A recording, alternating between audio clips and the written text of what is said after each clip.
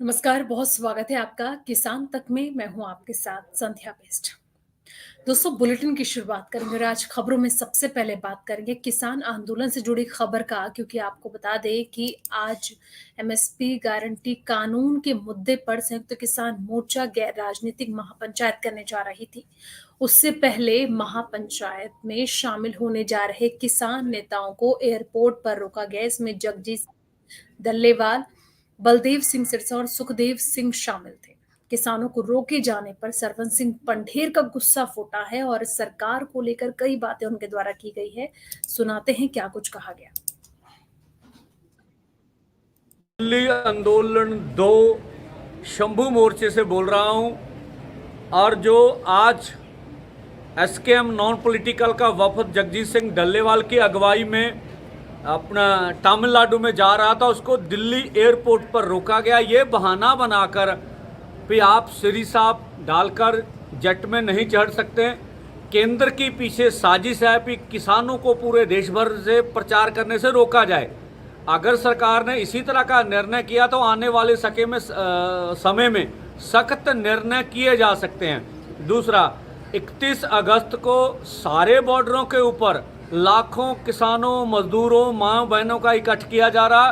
सभी उत्तर भारत के राज्यों को, पवाद के एरिया को, सभी को अपील करते भी अधिक से अधिक ट्रैक्टर ट्रॉली लेकर 31 अगस्त को यहाँ बॉर्डर पर पहुँचा जाए, लंगर लाया जाए। इसी के साथ साथ जो हम देख रहे हैं, केंद्र की मोदी सरकार की बदनीति और बदले की भावना के कारण इस बार पंजाब हरियाणा की बासमती मंडियों में कम दाम में ये रुल रही है। इसका मुख्यतः कारण यह है कि जो शिपमेंट जो केंद्र ने इस बार $950 की हुई है, उसके मुकाबले जो पाकिस्तान में $750 है, और पाकिस्तानी बासमती जो इंटरनेशनल मार्केट में उसका अधिक रेट मिल रहा है। इसलिए हमारी मांग है कि इस बार MEP जो है $700 की जाए। अगर सरकार इस तरह का निर्णय करती है तो बासमती पैदा करने वालों को सही रेट जो पिछली बार था वो मिल सकता। इस बार प्रति क्विंटल 1800 से 2000 रुपये का हमें घाटा पड़ रहा है।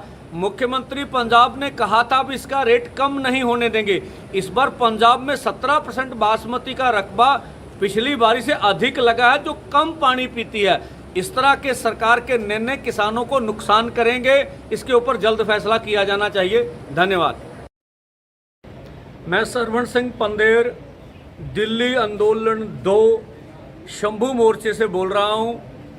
और जो आज एसकेएम नॉन पॉलिटिकल का वफद जगजीत सिंह डल्लेवाल की अगुवाई में अपना तमिलनाडु में जा रहा था, उसको दिल्ली एयरपोर्ट पर रोका गया। ये बहाना बनाकर भी आप श्री साहब डालकर जेट में नहीं चढ़ सकते। केंद्र की पीछे साजिश है कि किसानों को पूरे देश भर से प्रचार करने से रोका जाए। अगर सरकार ने इसी तरह का निर्णय किया तो आने वाले समय में सख्त निर्णय किए जा। अगली खबर का रुख करते हैं। अगली खबर जो जुड़ी है किसान नेता सरवन सिंह पंढेर को लेकर ही है, जहां पर आपको बता दें कि लगातार जिस तरीके से शंभू बॉर्डर का रास्ता रोका गया है, उसको लेकर दूसरी मीटिंग भी हो चुकी है पंजाब और हरियाणा के प्रशासन के साथ। और ऐसे में कई वक्त से आंदोलन जारी है, जिसके बाद ये जो दूसरी बैठक हुई वो भी बेनतीजा साबित रही। इस बीच किसान नेता सरवन सिंह पंढेर का एक बड़ा बयान सामने आया है। उन्होंने कहा है कि जो बॉर्डर नहीं खोला जा रहा, उसके पीछे हरियाणा सरकार की साजिश है। उनकी वजह से ही वो बॉर्डर को बंद किया गया है। शंभू बॉर्डर खोलने को लेकर किसानों की पंजाब हरियाणा प्रशासन के साथ दूसरी बैठक हुई, जो बेनतीजा रही। हालांकि इस बीच किसान नेता सरवन सिंह पंढेर का बड़ा बयान सामने आया है। उन्होंने बॉर्डर न खोलने का जिम्मेदार हरियाणा सरकार को ठहराया है। मीटिंग हुई है, हमने अपना पक्ष पहले भी क्लियर किया है कि हमारी ओर से 13 ही फरवरी से अपील की जाए हरियाणा सरकार को, केंद्र को, कि रास्ते पर जो दीवारें निकाली गई उनको हटाया जाए और आम लोगों को जो असुविधाएं आ रही हैं किसी किस्म की भी हो वो खत्म की जानी चाहिए। लेकिन वो अभी तक हरियाणा या केंद्र सरकार बॉर्डर खोलने के लिए तैयार नहीं है। दूसरा, अगर सरकार सभी इश्यूओं के ऊपर मांगों के ऊपर बात करना चाहती है। 4 दौर की उन्होंने बात हमारे साथ की है। 5वें दौर की जो बात करने के लिए भी केंद्र तैयार हो, हमें बुलाए, हम बात करने के लिए तैयार है। तीसरी बात है कि हम जो है अदालत में नहीं गए हैं। ये उदय प्रताप वर्सेस हरियाणा सरकार है, हम सुप्रीम कोर्ट में नहीं गए हैं। हम इसलिए बातचीत करने के लिए 2 बार आए हैं कि ये परसेप्शन लोगों के बीच मीडिया के थ्रू सरकार ना बनाए कि ये मसले को सुलझाने के लिए बात करने के लिए तैयार नहीं है। हमने दोनों बातें कर दी। हमारी ओर से किसी किस्म की कोई भी कमेटी की मांग नहीं है। हम कहते हैं साफ तौर पर केंद्र बात करे, केंद्र के इशू। दूसरा, सुप्रीम कोर्ट में पहले भी केंद्र सरकार ने हल्फनामा दायर कर रखा है कि एमएसपी लीगल गारंटी कानून बनाया नहीं जा सकता, उसके कारण भी उन्होंने बता रखे हैं, ठीक है ना। और सुप्रीम कोर्ट के पहले ऑर्डरों में भी ये कहा सका भी ये पॉलिटिकल इशू है और ये सरकार बैठ के इस मुद्दों का हल करे। हम उसी की रोशनी में बोल रहे हैं भी सरकार बैठे और इन मसलों का हल करे। किसान नेता ने आंदोलन के 200 दिन पूरे होने पर भी आगे का प्लान बताया। वहीं कंगना रनौत पर भी जमकर बरसे पंढेर। हमारा 31 अगस्त को दोनों खनौरी अथवा शंभू के ऊपर बड़े इकट्ठ कर रहे हैं किसान मजदूर। तो सभी माओ बहनों को, सभी लोगों को, उत्तर भारत के सभी राज्यों से सभी को हम अपील कर रहे हैं कि ज्यादा से ज्यादा संख्या में 31 अगस्त को बॉर्डरों पर पहुंचे, वहां सारी परिस्थिति के बारे में स्पष्ट किया जाएगा। कंगना रनौत के द्वारा बार बार बयानबाजी की जा रही है, आज भी हुआ है, उसको कैसे देखते हैं? हाँ, देखिए, जो बहन कंगना रनौत जी हैं, पहली बार नहीं उन्होंने किसान आंदोलन के खिलाफ कुछ इस तरह की बयानबाजी की है। पहले दिल्ली आंदोलन में भी माओ बहनों के बारे में बहुत आपत्तिजनक उनकी अभद्र टिप्पणी थी कि 100 रुपए में माओ को लाया जाता है। और दूसरा, रवनीत बिट्टू जी भी कह सकते बाहर से फंडिंग हुई है, हमें खालिस्तानी बोलते हैं, हमें पाकिस्तानी बोलते हैं, आरएसएस बोलती है, उपद्रव करने वाले लोग हैं। तो मुझे लगता है बहन कंगना इसी सिलसिले में लगातार इस तरह की बातें कर रही है कि किसान आंदोलन में, पिछले आंदोलन में रेप हुए थे। मुझे नहीं लगता कोई इस तरह की बात है।